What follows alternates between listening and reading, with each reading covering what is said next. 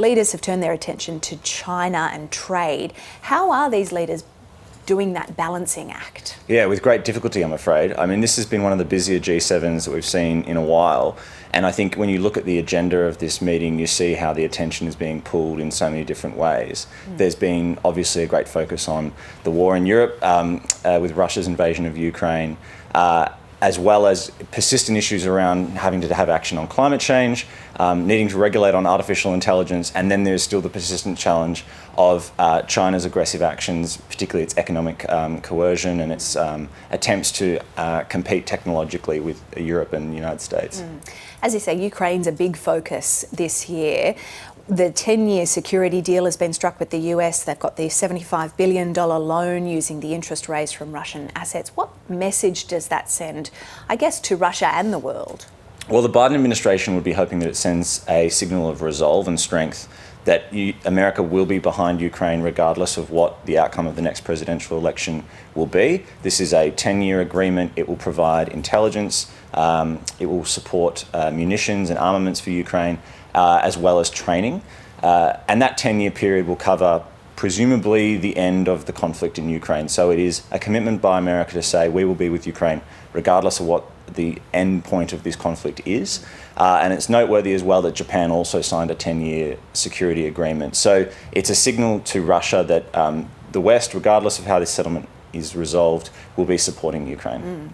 When you look at the leaders who are representing their countries at the G7 this year, many of them, a number of them are facing elections in the next few months. We've got the US President Joe Biden, UK's Rishi Sunak, and also now French President Emmanuel Macron. When you look at how those elections may potentially go, what impact could that have in shaking up the G7 group? Well, it certainly will mean that Giorgia Meloni will be the most experienced leader potentially at future G7 meetings because, as you say, pretty much everyone is facing some degree of an election the next year or so.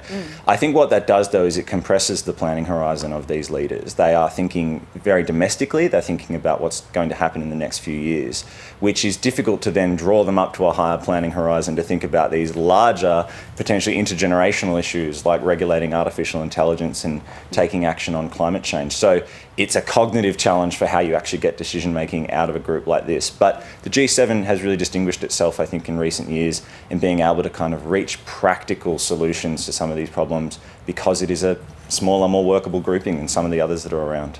What if we see a change in leadership in those countries and potentially a shift to the right, like we've seen in the European parliamentary elections? What will that mean for the dynamics in the G7 and even the future of the G7? I think it will mean that leaders will be coming to the table seeking to get more for what they need in the immediate term for their own countries.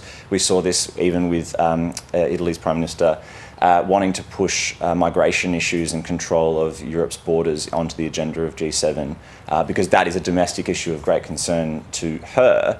I think we can expect to see that from other G7 leaders as well. And there is a big cloud, of course, over if Donald Trump were elected as the US president, how he might continue to cooperate or not with his G7 colleagues at future summits. Australia wasn't at the G7 this year. Can we read anything into that? Well, last year's summit was in Japan, so very much more focused on our region. But I think it is an indication of the fact that Europe is dominating the mindset of the G7 countries at the moment. And for the next 12 months or so, that will be where their attention and resources have to go, particularly because of the war in Ukraine.